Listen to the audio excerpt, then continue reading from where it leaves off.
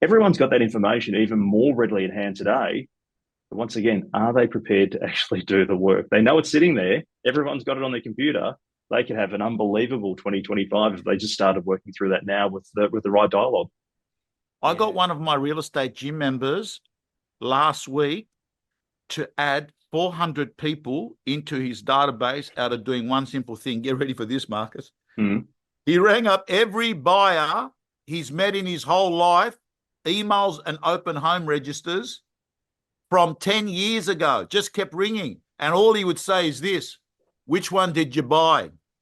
Which Perfect. one did you buy? And he's moved them from a buyer into his database as a seller with their name, mobile, email, and their new address of their property. So if you think about it, they bought 10 years ago.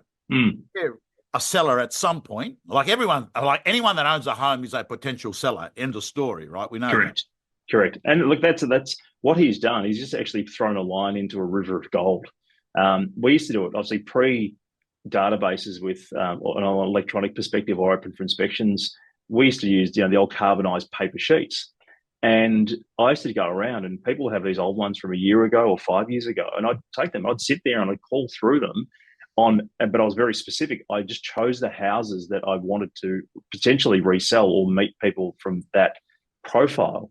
And I used to say to them, look, you may or may not recall, I met you at Open for Inspection 3 years ago. You said you weren't going to do anything for a few years. And I said at the time I'd give you a call in a few years. And they go, oh, that's right. It actually broke the ice in the conversation. They go, oh, thanks very much for calling. And then it would open up the flow like this gentleman did, is where are you living now? What have you bought? What are your plans moving forward? So there's nice, warm connections. Everyone's got that information even more readily at hand today.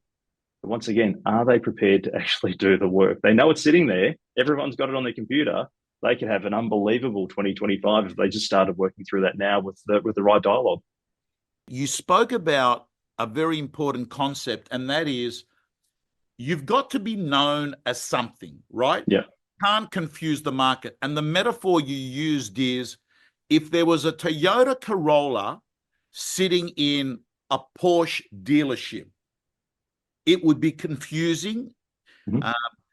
Tell me more about that process that you work to become known as the Lux high-end agent, because it would have cost you, like, you weren't there at the early stages when you were white belt, yellow belt. You weren't doing luxury, right? So there's this process where I've got to get people brainwashed that I'm a high-end agent. Tell me a little bit more about that.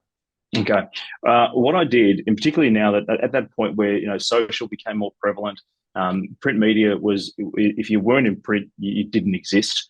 What I became really, really good at was making sure that when I sought and went after opportunities in the prestige market, I had very little experience behind me.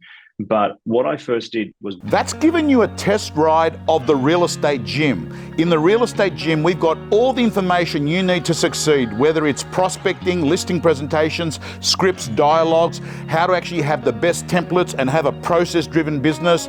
You can join the Real Estate Gym. The doors are open now, and it is less than one coffee a day as an investment.